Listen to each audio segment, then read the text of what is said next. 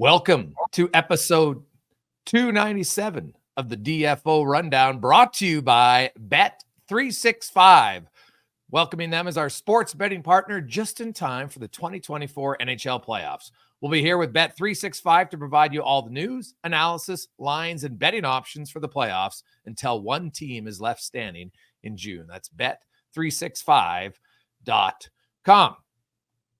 I am Jason Greger, as we welcome in Frank Saravalli, who is in Vancouver as the NHL playoffs begun. Home teams are 6-0 so far, Frank. And man, we have seen some doozy games. There was just the madness in Winnipeg yesterday. Really loud there. Obviously, Vancouver able to score 2 goals in 12 seconds. Dakota Joshua, we talked about him as a guy who we felt could be an unsung hero for Vancouver, scored a pretty big goal for them. You had Tampa and Florida in a slobber knocker kind of low scoring event. Boston crushes Toronto.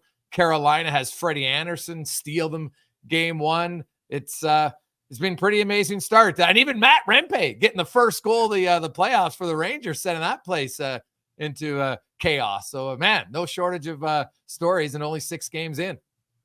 Couple boring games, too. A couple games that weren't as good. But yes, Sunday, I think, more than made up for it. And by the way, remember there was talk before the playoffs started, should Matt Rempe be in the lineup? I don't know. I think he probably answered that in game 1. Oh, he's physical. It is amazing how, Ranger fans love that guy. He's a cult hero, which is great. You know what? He's not their best player. Panarin's their best guy. But you know what? Matt Rempe, hey, all that matters, he chipped in. No one's expecting him to score a lot of goals, but he's physical. You score a goal like that, it lifts your entire bench. The arena goes bananas. And I don't care in any sport. When you have a guy who does something he's not supposed to do at the most important time of the year, it just elevates everybody. Well, how about the same, I guess you could say the same, a little bit of a different scale in terms of impact of player, but Dakota Joshua, how many times every year we go into a playoff trying to predict who the guys are from lower in the lineup that'll find a way to be impact guys. And Joshua probably should have scored 20 goals this year. He missed 19 games, took a huge step forward this year into turning himself into a player to be reckoned with. And he puts himself right out there in game 1 for the Canucks. Oh, yeah, he was excellent. What about the Winnipeg game? Are you kidding me? If you're the Colorado Avalanche, I'm not sure, kind of what you're feeling today. You're like, wow, we had a lot of shots. We controlled the game, but we score 6 goals on Hellebuck and we lose, right? Like you score 6 goals on the best defensive team in the NHL and the guy who's going to win the Vezina, and you still don't win. There's got to be some concern there. Defensively, when they gave up chances, they were grade A chances. And then, their goaltender, Georgiev, just couldn't make a timely save when needed. You would think that for a team, if it's going to be a track meet, that would heavily favor the Colorado Avalanche. And yet the Jets win game 1. I'll tell you what they're feeling today, and they're not going to say it, of course, but I'm sure they're asking themselves, can we get enough saves from our goalie to make this a series? Well, how about the Adam Lowry, Nathan MacKinnon matchup? Adam Lowry outscores him 2-1. Like we talked about at the start of the series, Frank. I said the fact that there's very few third lines in the league that you can feel comfortable saying, you know what, we'll go head to head. Now, they don't expect Lowry to outscore MacKinnon, let's be honest. But, the fact that, the Jets outscored them 6-3, 5-on-5. And Lowry, it's 2-1. MacKinnon ends up the night, -2, 5-on-5. That's a big win for the Winnipeg Jets in that department. You know where Lowry finished on my Selke ballot? Second. Third. Yeah, I think it was 4th on mine. I think I said it before, and look, I know it's one game. You try and not make not make too many judgments based off of one game, but in some respects, the style of that game kind of ended up a little bit how I thought it might. And I just think when you have the better goalie and you are allowing fewer chances than the opposition, you're going to be in a spot to win almost every time. Yeah. Like that series though, man, I love the whiteout. I just love the playoffs in any building. Like you go to Nashville, it's really loud there. Like there's very few buildings that aren't loud come playoff time, but there are some that are just a little bit, not so much louder, but also more consistently energetic. That's the best way to say it. It's every single second of every game matters in Winnipeg. It matters in Edmonton and Vancouver, and pick the market. It's just different. It is.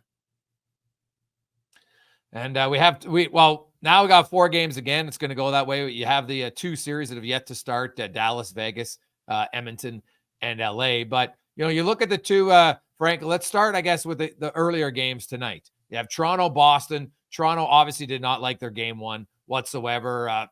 Maybe a lot of their guys are saying, you know what, maybe we're too hyped up. They weren't disciplined. They took, too many undisciplined penalties. Although early on in the game, I think it's more the fact that if you don't get anything from your top guys, it's really hard to win. And that's what happened in Toronto. And, Matthews was probably the best of their top guys. I know William Nylander didn't play, and he's expected to play in game 2, but they definitely need more from Marner specifically if they have any hopes of getting back in that series. They need more from all their top guys. I don't care if Auston Matthews was on paper their best player. The team still scored 1 goal. This is a team built and paid for handsomely to score goals. You can't get to the playoffs and then all of a sudden forget how to score or clench up. And unfortunately, we've seen this story time and time again. And look, I know the Leafs lineup is banged up, and that's a big part of, I think, why game 1 was as lopsided as it was. But moving forward, how many games are we going to see of the Leafs scoring 2 or fewer? It's not rocket science or breaking news from my end to say that it's not going to be a recipe for success. They're not going to win. They're not built to win games 2-1. They don't have the back end and they don't have the goaltending. So you've got to score. They've got to be putting 3, 4, 5 in the back of the net every single night. And too often this team over the last 5 playoff runs, with all of the talent that they have, how many times have they scored 2 or fewer?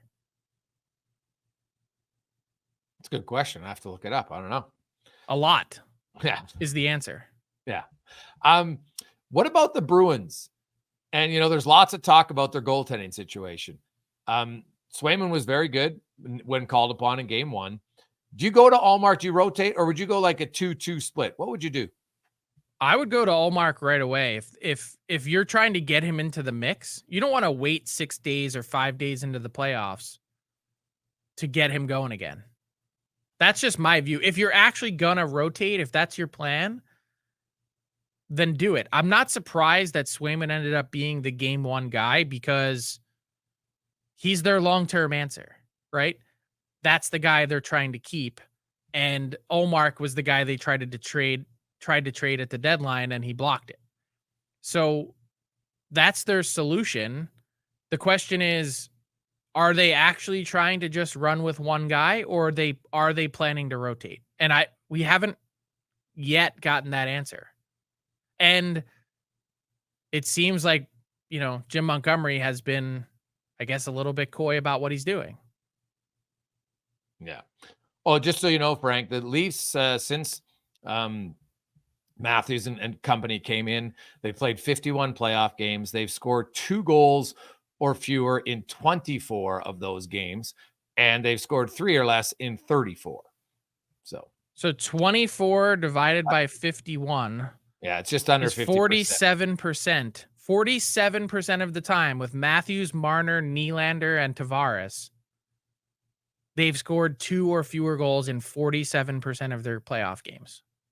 Yeah, and they're 4-20 in those 24. Shocker. Games. Shocker that they're 4-20. So isn't that it in a nutshell? Isn't that the Leafs' playoff demons? It's not that. It seems by that margin that they've actually done a pretty decent job defending in that stretch, oddly enough.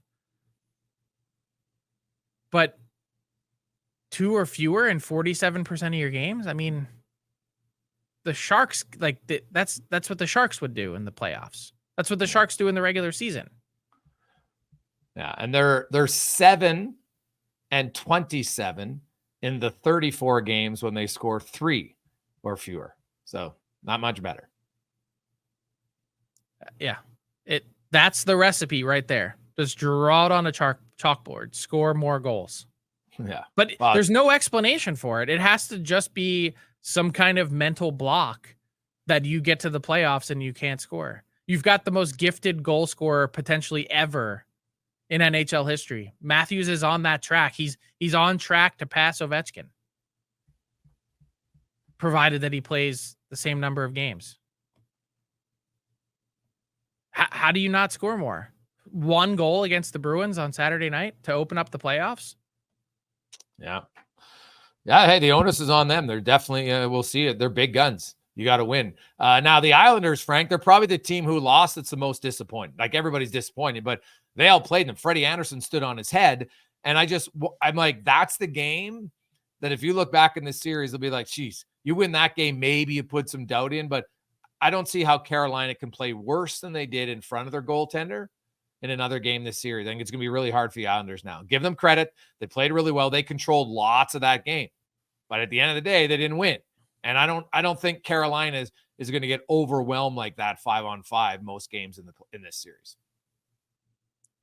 Look, I'm not predicting anything, but I felt pretty, that's the type of result that you watch that game and you go, oh, I picked that Carolina team to sweep. That if you get a result like that after playing like that, it probably bodes pretty well. It was kind of like I kind of had this feeling during the Canucks game last night when they scored to open the second period, the Lindholm goal. And it was like, that's a gift from Saros. If you don't take advantage of that, scoring from distance on a somewhat nothing opportunity, a 1-on-2, if you don't take advantage of something like that, you're going to be in a tough spot in the series. And they do. And you have to seize hold of the limited windows and opportunities that you get. And Carolina, when you don't have your A game, which is going to happen from time to time, if you can rely on your goalie, then you're off and running from there. Yeah. But man, Freddie Anderson, he gives Hurricanes fans belief that if he can stay healthy, they can go on a real deep run. He was excellent. He's been excellent since he came back. His numbers are jaw-droppingly good. Does Patrick, you going back to Varlamov? No, you got to see Sorokin, right? Well, you think so, but like Varlamov didn't play bad in that game, right? So no, but I'm just thinking for the long term. What kind of message are you sending to your franchise goalie? Or maybe the Islanders are going to take a page out of Florida and Washington's book. Because I remember that their guys, when they went all the way to the Cup, they didn't start the first few games. So we'll see. How about that? I mean, that's... remember Florida last year? Alex Lyon was their game 1 starter. Yep. Grubauer started both and then got pulled in the second game, and then Holtby came in and carried him all the way to the Cup in 18. So, you never know. Let's get to the final 2 series, Frank, that start tonight. Dallas and Vegas. And it looks like, the entire band, we'll see if Pietrangelo is ready to go after the appendectomy or not. But looks like Stone, shocking, is ready to play. Maybe even Wild Bill Will Carrier also in. Dallas comes in. They've been a really good team, arguably the most consistent team all season. And they got home ice.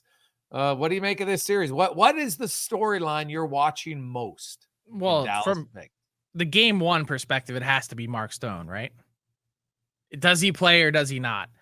Do the Golden Knights just have balls of absolute steel? Which they might. I mean, look, there's going to be a riot in the general manager's meeting if Mark Stone plays game 1. It's just taking everyone's face and smashing it into the table and rubbing their nose in a big pile of shit. You can say whatever you want about the MRIs, the imaging, the doctor's reports, whatever it is that you want to say, hey, look, Mark Stone is completely healthy. Then he would have been completely healthy to play in game 81, 80, 82. Where was he? He didn't just magically get healthier. His spleen all of a sudden didn't go from 97% to 100% in the last 4 days. Now, did he actually? Now, I haven't got confirmation. Did he have his spleen removed? Not to my knowledge. Okay. Because they say actually, if he had it removed, and people can live without a spleen. Oh yeah, the recovery from removing your spleen is actually quicker and easier than if you repair it. Interesting enough. So it's called a splendectomy. Yes. Dr. Saravalli putting on his white coat this morning on a Monday. To my knowledge, that has not happened. And if it happened, wouldn't he have been back weeks ago? I think doctors don't, they're kind of, look, again, I'm not one, but they don't really like to remove something unless they absolutely have to. 100%. And there is a, like, you're better off having your spleen than not. I think that's pretty clear also. 100%.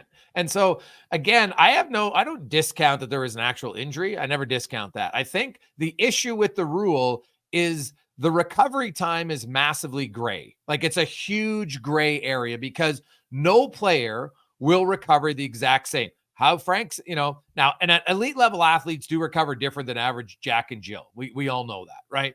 They go in, they're in better shape to begin with, so you got a better chance of recovering quicker from most things. But even then, not every player will have the same timeline of recovery. You just don't. And so I think it's not so much that I've never questioned the fact. I don't like when people are saying, oh, they just faked an injury. I don't buy that for a second. He's a legitimate injury, but it's the way the rule is written, and they haven't done anything wrong based on the rule. So we should point that out. They've done nothing wrong. We can talk about, does it not look good? Sure. But they've done nothing wrong based on how the rule is, because people always talk about don't rush guys back. Don't rush guys back. So now you take extra time. It is to your benefit, clearly, because there's no cap in the playoffs.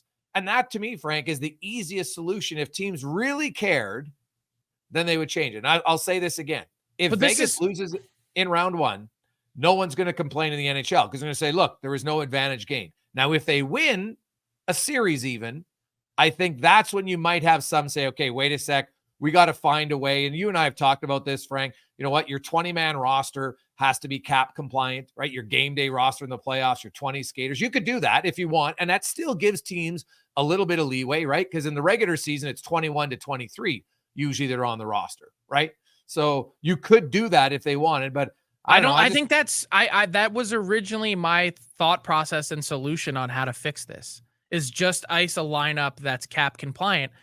But now that I'm looking at it from this perspective and watching Vegas go through this right now with Stone, I don't know who exactly is going to be in their lineup tonight, but let's just say that Stone does play. Okay. Yeah. Let's use the hypothetical.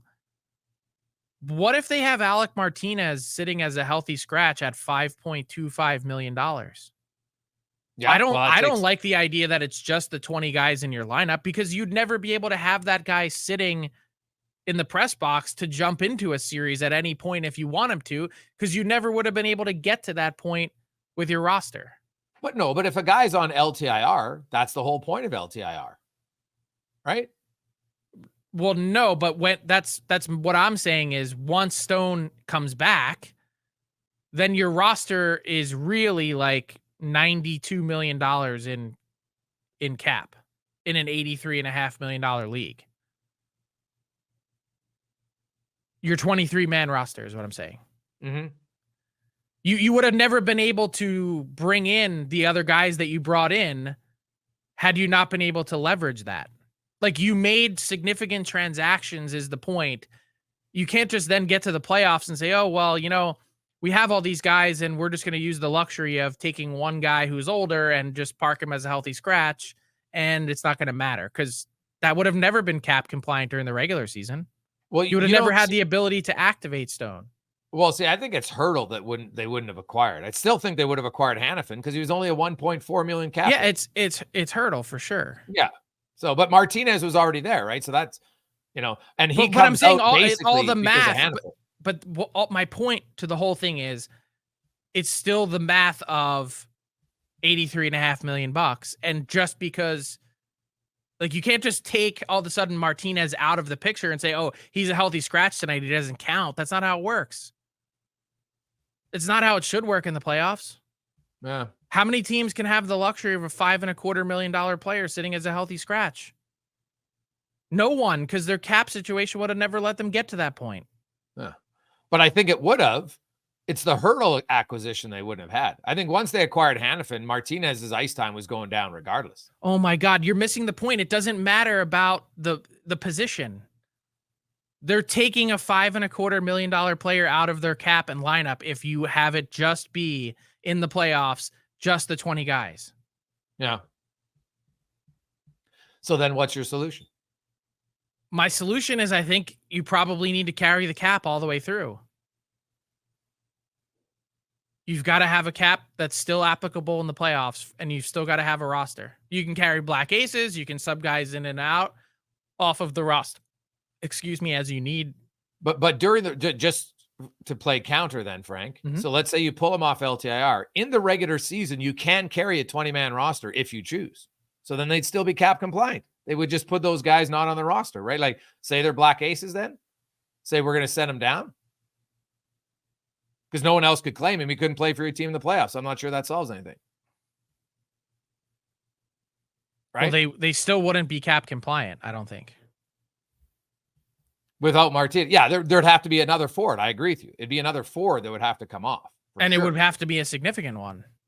Yeah, like it'd be a fun, I'll go look at it. And people have to remember when they do the math on that, Hanifin's a 1.4 cap hit, and Hurdle is only the percentage of his cap after. It's not his full. Like, people go on Cap Friendly and they see his total and they're like, oh my God, they're at 100 and some million. No, they're not.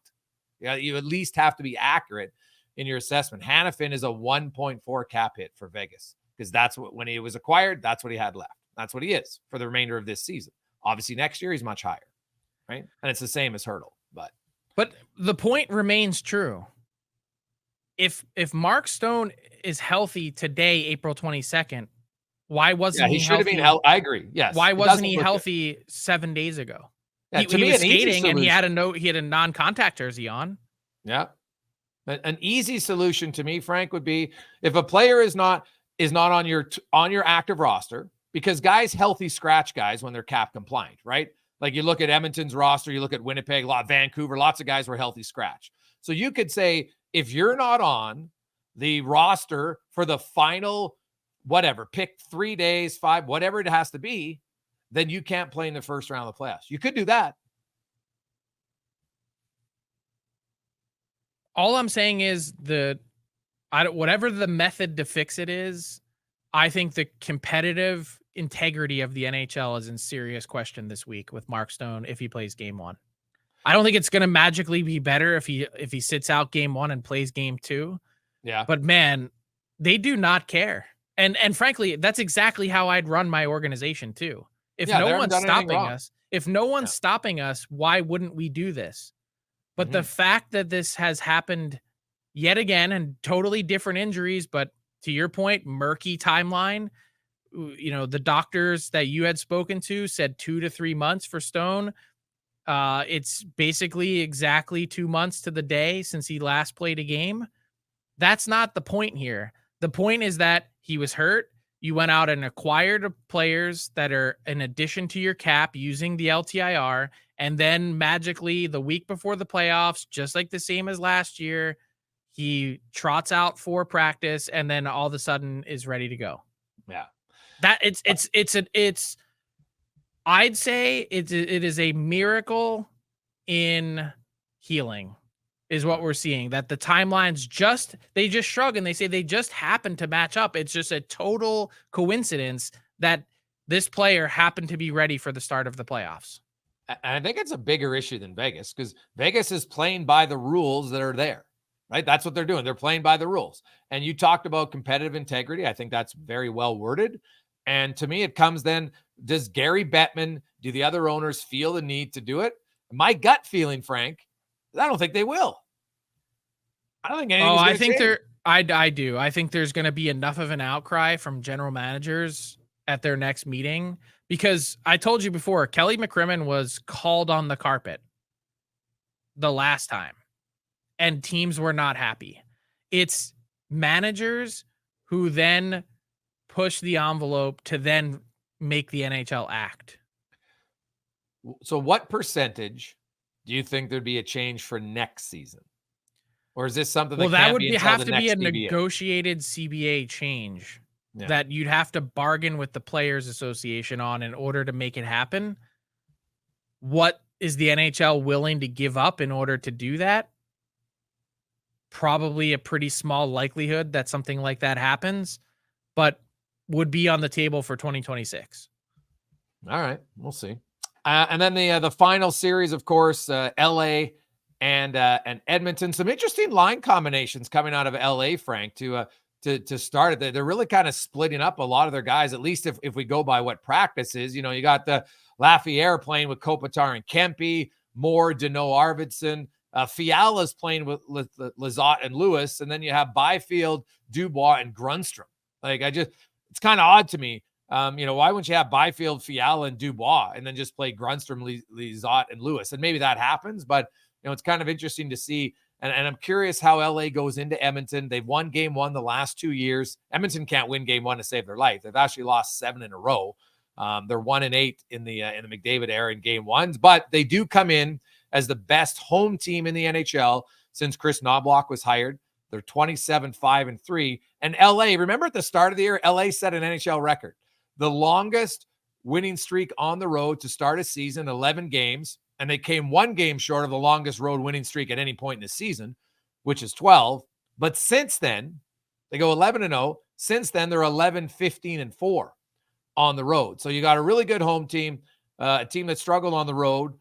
But, they're trying to spread out their offense, it looks like, across all 4 lines. Do you think they stick with that if you're Hiller and the Kings, or will Byfield be back up with Kopitar fairly quickly? My guess is that'll be back up with Kopitar fairly quickly, just based on what we've seen from PL Dubois this season, which is, parentheses, not much. But I understand the thought process of trying to make a more balanced lineup. And I think just from a design perspective, you could see the big bodies of Dubois and Byfield together being an interesting combination. I guess I would need to see a lot more from Dubois on a consistent nature to believe it, I guess, is the best way to say it. Look, he's got all the talent in the world. He really does. He can do things that so few players in this league can do. His engine leaves you with serious question. Yeah, this year does. It hasn't worked out. It's funny how many guys their first year on a new team in lots of different sports, somehow for whatever reason it takes a while. Some guys don't, but you see a lot of players that do. And then they got on the other side for Edmonton. To me, they have some what I would call unnecessary distraction before the playoffs begin. Evander Kane comes out and says he's dealing with a sports hernia, yet back on March 25th, when he missed the game in Ottawa, Chris Knobloch said it was a maintenance day for Kane, and Kane came out the next day and said, no, it wasn't. I was healthy. It's a healthy scratch. Well, now he says he's had the sports hernia all year long. So I don't discount that he's banged up, but I can't recall a time a player either during or before the playoffs talked about an injury. It's like the NHL normally, you could see a guy take a puck in the face, have 6 teeth on the ice, and after the game, he's got a lower body injury. It's unbelievable the lengths they will go through to not tell you what their injury is. And then Kane comes up, I'm dealing with this. I don't know, it just seemed very odd to me. Odd time. Odd or by design? Or is that just Evander Kane's way of making it about Evander Kane? Hey, here's a pile of built-in excuse. If I don't play well, if I'm not at my best this round or these playoffs, It's because I have a sports hernia. Didn't you know? What guy on what team does that? Yep. I don't who your teammates would lose their minds in the NHL if you came out and revealed your injury before the playoffs even started. It's one thing to talk about it after the season's over, locker clean out day, and usually you actually have the coach or the manager come out and kind of give the list of injuries and what players are dealing with so that they don't make it about themselves. And here's Kane before the puck even drops. And you're right. I used this line last week in the pod. You can't suck and blow at the same time. Either you were a healthy scratch or you were injured the whole time. Which one was it? Yeah. The timing of it's odd. Now, here's the thing about Kane. Kane's a difference maker. He's one of only 5 players in the NHL who's top 40 in goals and top 40 in hits over the last 8 years, right? Like, he can score, he can hit. The others are Ovechkin, Chris Kreider, Anders Lee, and Jamie Benn. Those are the guys top 40 in goals. You're a top 40 goal scorer. It's like a top line guy, right? In the whole entire league. He can score. There's no question. He's big. He's physical, all that stuff. In the same interview, he talked about how he's had limited opportunities. He's mentioned before his ice time. Now, his ice time is down. Last year, he's down about 1 minute and 55 seconds per game this year to last year in total time on ice. He's never really been on their first unit power play in Edmonton, so that hasn't changed. It gets on their second unit. His line minutes have changed, combinations. He played with Draisaitl, played a little with McDavid, played away from them at times. Fogle and McLeod had a stretch where they took some time with Draisaitl. And so, hey, I get if guys always want to play. I have no problem with that, but I don't know. It seems like it's odd. People are now, he should have been on that. Everybody's like, I shouldn't say everybody. Some people on Twitter are claiming, well, the Oilers just should have Vegas'd him, right? Put him on LTIR if he was that injured. And that's where it comes down to. Okay, so if you were that banged up, why didn't you sit out then? Like, why'd you wait till the final week of the season? Now, he did aggravate it, he said, in the Vancouver game. That was his last game played on the 13th of April, and he missed the final 3 regular season games, which those 2 games didn't mean a lot anyway, but still, he got some rest. I also think I look at the timing of the announcement, Frank, and Dylan Holloway has played exceptionally well, and he'll start the playoffs in the top 9 with McLeod and Perry. And Kane's on their 4th line to start the playoffs, which could give them an advantage in matchups. Even if he isn't 100%, or he is kind of does like he did this season and he sleepwalks through it. Well, yeah, you would hope he would. He went 21 games without a goal. No. I picked him as a sleeper pick, and we picked 16 of them on dailyfaceoff.com before this series started, and one of my guys in Van was Dakota Joshua for the reasons we talked about. But in Edmonton, it was like, does a $5 million player count as a sleeper? Well, he does if he sleptwalk through a chunk of the season. And I just go back to how important he was to Edmonton's run to the conference final 2 years ago. He led the postseason in goals, tied for the lead. He had 13 in 15 games. And they only had 8 of the 16 wins. 13, like, that's how good he was. That's how important he was to their success. Last year, they lose to the Golden Knights. Kane's banged up at the wrong time of year. Hyman's banged up at the wrong time of year. That contributes to why they lose. They're going to need him. 4th line, 2nd line, whatever line he's on, he has to be a presence. Yes. Yeah, 100% agree. I think him, and to me, the big X factor for the Oilers, if they go on a deep run, will be the play of Nurse and Ceci, actually. I think, like, you look at, now I know, hey, everyone say top 4 defenseman, sure. But, those Nurse was very good for the first 3 months with Coffey. February, March, not so good. April, after the Dallas debacle, the end of the month, quite well. So they need that to continue because they're going to play a lot of minutes, right? Bouchard and Ekholm can't, you get into the playoffs where it's physical hockey, it's more intense. I don't think you can ask those guys to play much more than they're playing already. And you might even have them play less. Now, obviously they'll play more because some games are overtime. So that averages your time on ice. But, it's like watching Colorado.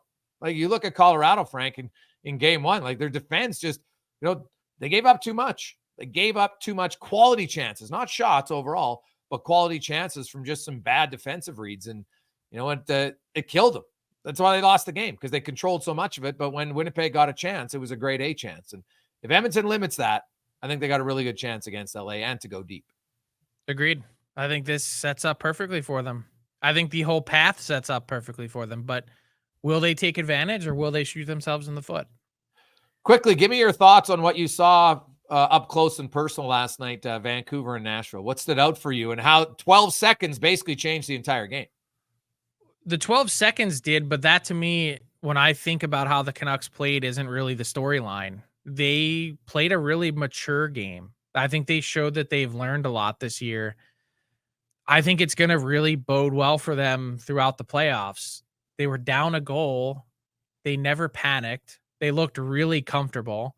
And they're a team that clearly has the offensive capability to get back into a game. But when you don't press, when you don't open it up and try and desperately get back in the game, you ensure that you've only given up 2 and give yourself a chance. And I thought that to me was a great sign for the Canucks moving forward, that they seem to be really calm in what could have been a, pressure cooker moment. First playoff game in Vancouver in 9 years. You're down in the third period to a team that's a pretty sizable underdog in the series. And what's your response going to be? How are you going to play? And there wasn't one moment in that game that they looked like a team that wasn't prepared for the moment. Well, and I think the big thing for Vancouver is, Miller, Pettersson not on the scoreboard, and they score 4 and win. Now, Quinn Hughes did have 2 assists. Both came on the tying goal and then the game winner.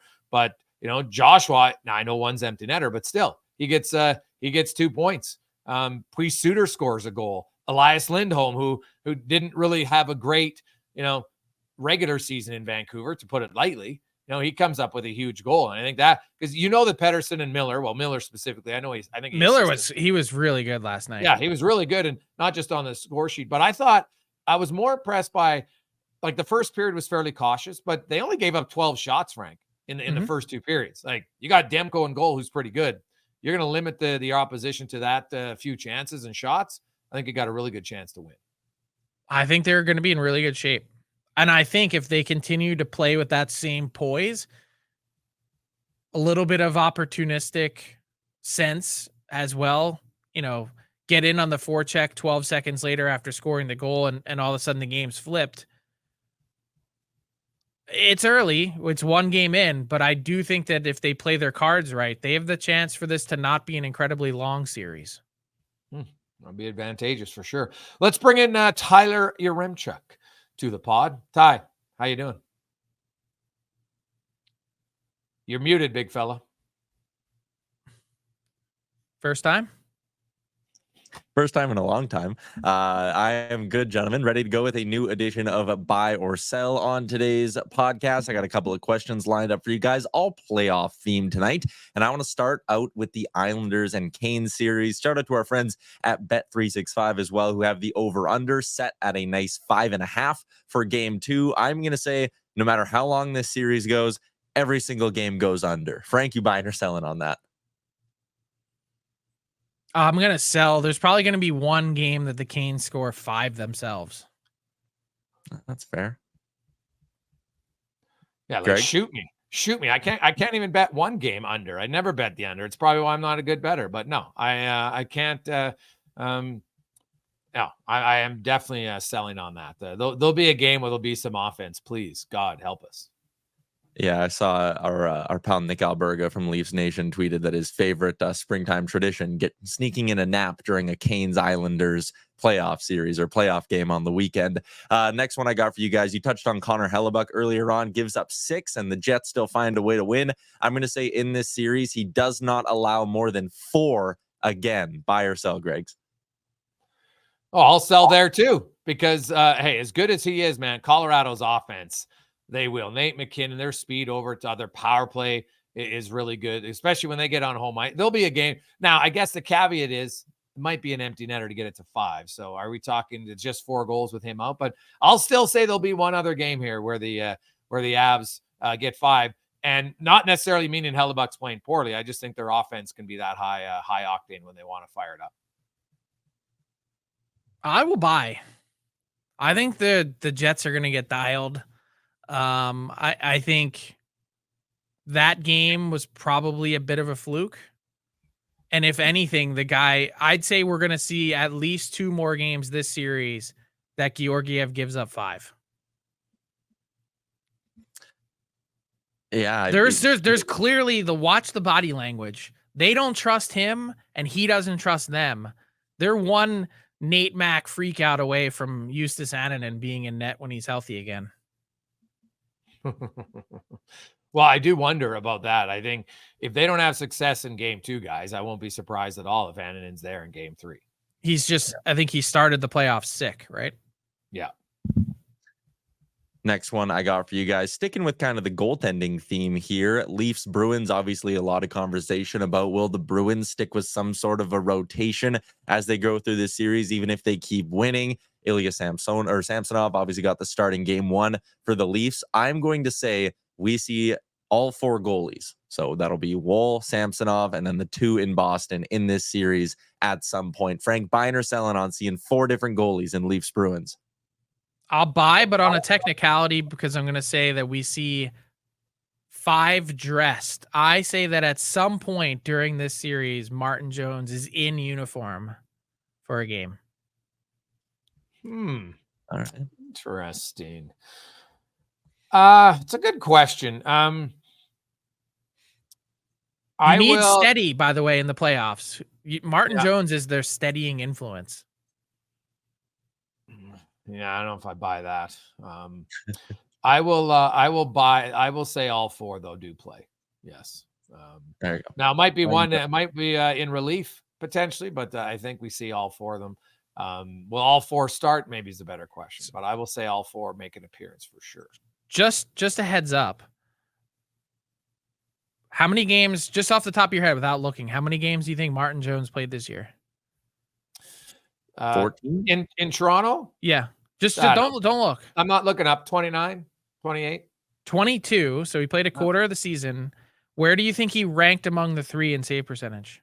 Oh, probably first. Second. Okay. It was Wall 907 in 25 games, Jones 902 in 22 games, and Samsonov 890 in 40 games. Yeah. I know Jones kind of is what he is for me. He's not he's that would be perfectly league average is what that is. 902. I thought he started hot, but maybe I'm wrong. I thought he started hot and then kind of cooled off, but we'll see. That is a wrap on this week's edition of Buy or Sell. Another big shout out to our friends at Bet365. If you open an account with Bet365 today and use the promo code DAILY365, you can get in on a huge range of markets. So whatever the sport, whatever the moment, it's never ordinary at Bet365. I think if Marty Jones is in, Frank, that shows you how much struggles Toronto's in, and by that point it's probably done. Well, after the way game 1 went, can you actually rule that out? Yeah, I don't know. I didn't really have an issue with the goaltending as much as I had an issue with the skaters for Toronto. I think their skaters have to be better. I know he was out with injury, but we hadn't brought this up at any point. Do you remember early in the season or last summer, actually, when I mentioned the TJ Brody buyout and everyone in Toronto roasted me and said, buy out TJ Brody. He's our best defensive defenseman. And then he was healthied. Just felt like I needed to. My arm isn't long enough, but it was like, come on, man, really? Like, it was the best buyout ever. Yes. It was a buyout of $5 million last summer with no cap change. You got, for the first year, it was 0. Yeah. Just mind blowing when you think about the cap. They had a unique opportunity then. Should have pulled the trigger. Yeah. Could have spent $5 million on another player. Yeah. Well, they got. I'll be very interested to see. I would expect Toronto in the first period anyway, because Boston was all over them in the first period of game one. I would think that we would see a much more energized Toronto team tonight, just like Carolina.